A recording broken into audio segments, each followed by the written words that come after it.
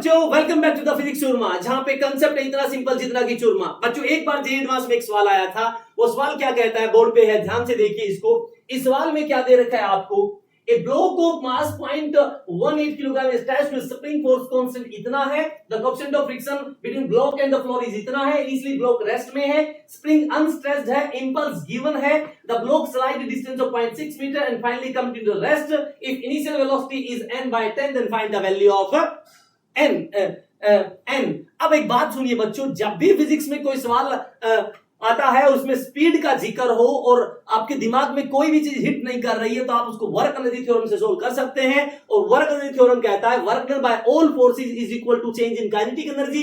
तो बच्चों मुझे पता है यहाँ पे एक तो फ्रिक्शन काम करेगा और एक यहाँ पे काम करेगा स्प्रिंग फोर्स, और यहाँ पे नॉर्मल और ग्रेविटेशन काम कर नहीं सकते क्योंकि डिस्प्लेसमेंट उसके परपेंडिकुलर है, और डिस्प्लेसमेंट और फोर्स परपेंडिकुलर तो वर्क क्या होता है बच्चों, जीरो। तो यहाँ पे वर्क डन बाय फ्रिक्शन तो हमें पता है माइनस का हाफ के एक्स स्क्वायर, माइनस का हाफ के square. Work done by friction कितना होगा, माइनस का म्यू mg यानी कि म्यू n और इनटू में displacement x is equal to, initially rest में था, फाइनली रेस्ट में इनिशियल स्पीड मैंने v मान ली तो ये आ जाएगा माइनस का हाफ mv स्क्वायर, क्योंकि final minus initial kinetic energy होता है। इसी को बच्चों हमें सोल्व करना है, इसी को सोल्व करना है। अब बच्चों मुझे पता है कि माइनस का हाफ और k कितना, के आपको पता है 2x है आपका, 6 गुणा 6 डिवाइड में 10 गुणा 10 आ जाएगा क्योंकि 0.6 है, माइनस का म्यू आपका 0.1 है तो 1/10, m आपका 0.18 है तो 18/100, g आपका 10 है, x आपका 6/10,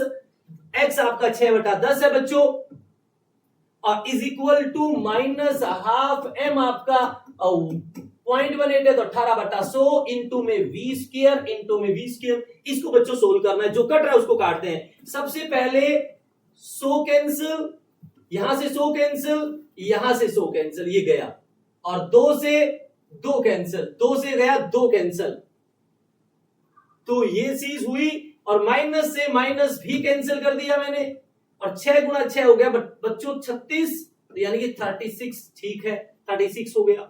फिर प्लस का 100 कैंसिल, 10 से 10 कैंसिल, 18 गुणा 6 108, तो 108/10 बच गया, 108/10 इज इक्वल टू 18/2 इंटू में v स्क्वायर, ये है।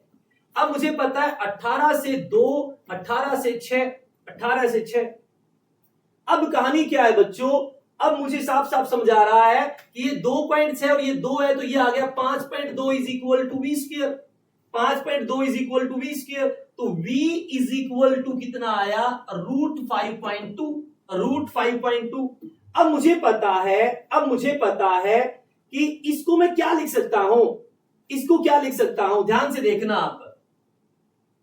इसको हम क्या लिख सकते हैं कि 5.2 किसका रूट आएगा, तो बच्चों 5.2 जो रूट आएगा वो 2 का रूट 4 होता है, 2 का रूट 4 होता है और 3 का रूट 9 होता है, तो मतलब 2 से थोड़ा सा बड़ा आएगा। तो मैंने इसकी वैल्यू मानी 2.3 के लगभग, और v बराबर है 2.3, और दे क्या रखा है v, 2.3 को क्या लिख सकते हो 23/10, और ये क्या दे रखा है n/10, तो 10 से 10 कैंसिल, n की वैल्यू कितनी आई बच्चों 23। आई होप आपको ये चीज समझ आ गई होगी। ये तो जेईई एडवांस का सवाल था, ये वर्क एनर्जी थ्योरम से था। इसी तरह से आपको सारे के सारे पीवाईक्यूज नीट और जेईई के करने हैं, तो जल्दी से फिजिक्स चूरमा को लाइक एंड सब्सक्राइब जरूर करें।